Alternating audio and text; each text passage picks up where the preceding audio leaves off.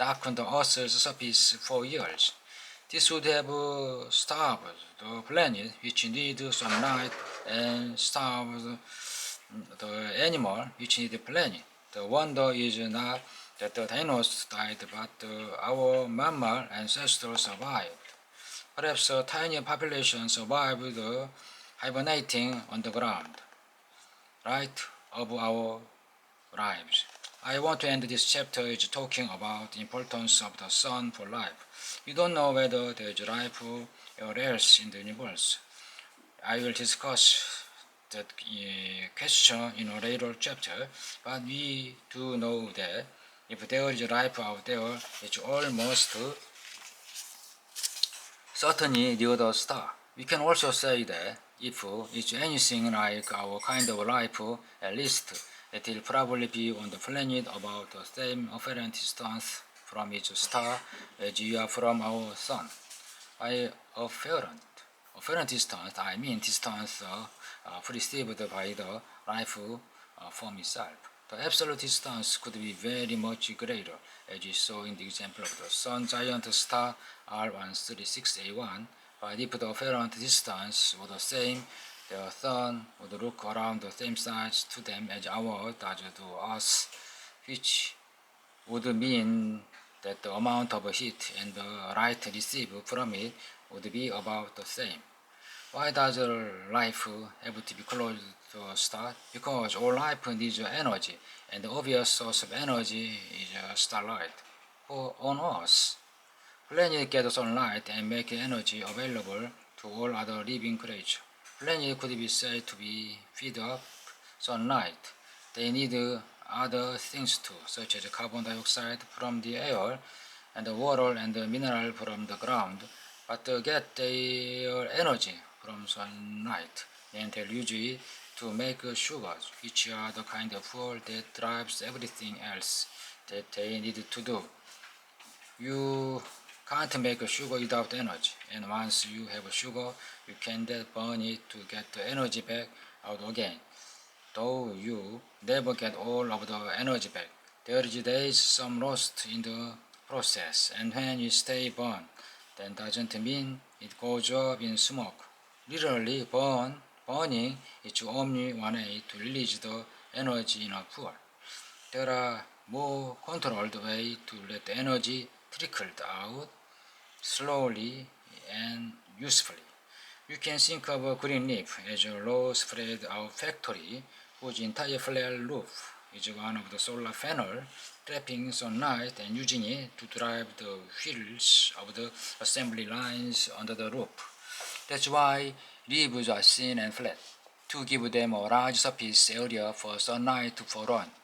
The end product of the factory are sugar of various kinds. These are then piped through the veins in the leaf to the rest of the planet, where they are used to make other things like starch, which are more convenient way to store energy than sugar. Eventually, the energy is released from the starch to sugar to make all the other part of the planet. And the planet are eaten by herbivores, which means just that plant eaten, such as antelope or rabbit. The energy is passed to the herbivores, and again some of it is lost in the process. The herbivores use it to build up their bodies and fuel their muscle. They go about their business. Their business includes, of course, grazing or browsing on large more planet. The energy that powers the muscle of the herbivores as they work and munch and fight and mate comes ultimately from the sun by a plant. Then other animal, meat eater or carnivore, come along and eat the herbivore. The energy passed on that again, and yet again some of it is lost in the transition. And it power the muscle of the carnivore as they go about their business. In this case, their business includes hunting down and more herbivores to eat, as well as all the other things they do, like mating and fighting and climbing trees, and in the case of mammal, making milk for their baby. Still, it's the sun that ultimately provides the energy, even though by now the energy has reached them by a very indirect route, and every state of their indirect route, a good fraction of the energy is lost as heat, which contribute to the useless task of heating up the rest of the universe. Other animals parasite feed on the living bodies of both herbivores and carnivores. Once again, the energy that powers the parasite comes ultimately from the sun, and once again, not all of it is used because some of it is wasted as heat. Finally, then, anything dies, whether plant or herbivore or carnivore or parasite.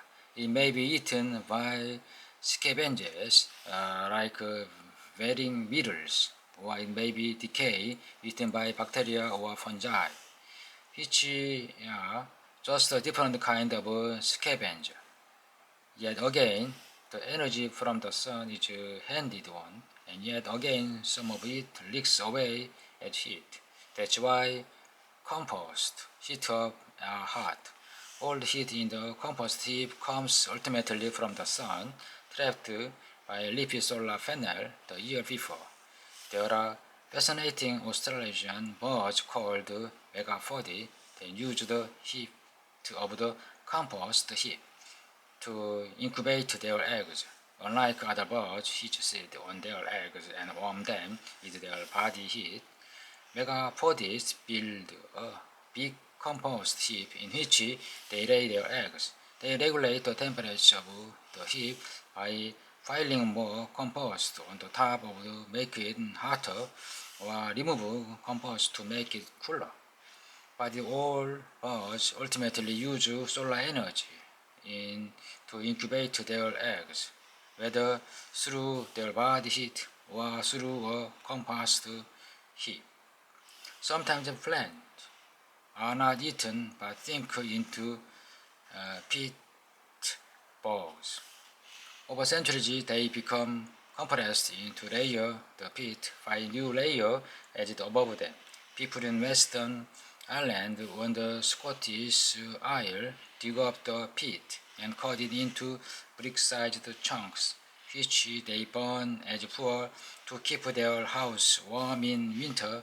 Once again, it's trapped sunlight, in this case trapped centuries earlier, whose energy is being released in the fire and cooking ranges of Galway and Hebrides.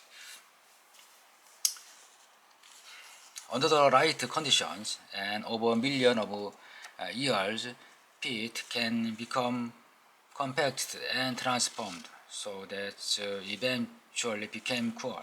Weight for weight, coal is more efficient fuel than peat and burns at a much higher temperature. And it was coal fire and furnace and powered the Industrial Revolution, the 18th and 19th centuries. The intense heat of a steel mill and a blast furnace, the glowing firebox and the Victorian steam engine thundering along iron rails on their ships pounding through the sea. All the heat came originally from the sun, while the green leaves the planet lived 300 million years ago. Some of the dark satanic mills of the Industrial Revolution were driven by steam power, but many of the earlier cotton mills were powered by water wheels. The mill was built near a fast-running river, which is ducted to flow over a wheel. The water wheel turned the great axle and drive shaft, which ran the length of the factory. All among the drive shaft, belt, and cogwheel drove the various spinning machine and carding machine and looms. Even those machines were ultimately driven by the sun. Here's how.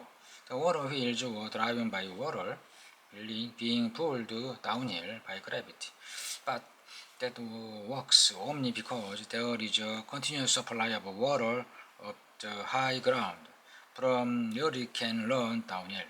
The water is supplied in the form of rain from clouds falling on the hills and mountains, and the clouds get their water through the evaporation of seas, lakes, rivers, and puddles on us. Evaporation requires energy, and the energy comes from the sun.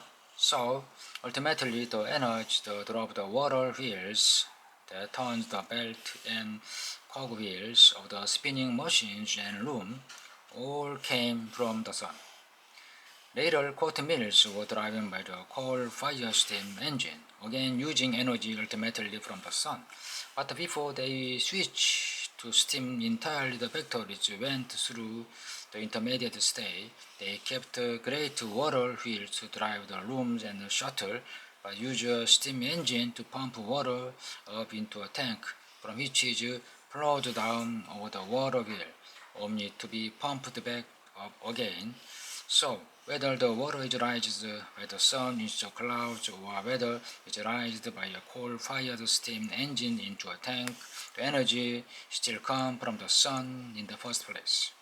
The difference is that the steam engine is driven by sunlight collected by a flame millions of years ago and stored underground in coal, whereas the water wheel on a river is driven by sunlight from only a few weeks ago or stored in the from of water at the top of the wheels.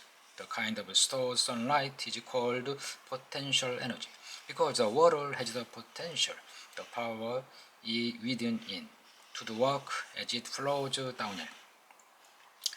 This gives us a nice way to understand how life is powered by the sun. The plants use sunlight to make sugar, which is likely pumping water uphill, and or a tank on a factory roofs. And plant of the herbivore that eat the planet, or the carnivore that eat the herbivores, use sugar or the starch that made from the sugar, or the meat that's made from the starch. We can think of sugar as being burned, slow burn to drive muscle. For instance, just as coal as fast burn to make steam to propel a driving ship in a factory. It wouldn't us any good if we literally burned our sugar and other food by setting fire to them. Burning is a wasteful and destructive way to recover the sun's stored energy. What happens in our cells is so slow and carefully regulated that it's like water trickling down a hill and driving a series of water wheels. The sun-powered chemical reaction that goes on in green leaves to make sugar is doing the equivalent of pumping water uphill. The chemical reaction in animal and plant cells then use energy. The drive muscle, for example, get energy into carefully controlled states, step by step. The high energy falls, sugar and whatever they are coaxed into resolving their energy in stage down through a cascade of chemical reaction, each one feeding into the next, like a stream trembling down a series of small waterfalls, turning one small water wheel after another. Whatever the details, all the water wheels and the cogs and driver shaft of life are ultimately powered by the sun. Perhaps those ancient people would have worshipped the sun even more devoutly if they had realized just how much all life depends on it. What I now wonder is how many other stars drive the engine of life on our own orbiting planet, but that must wait for a later chapter.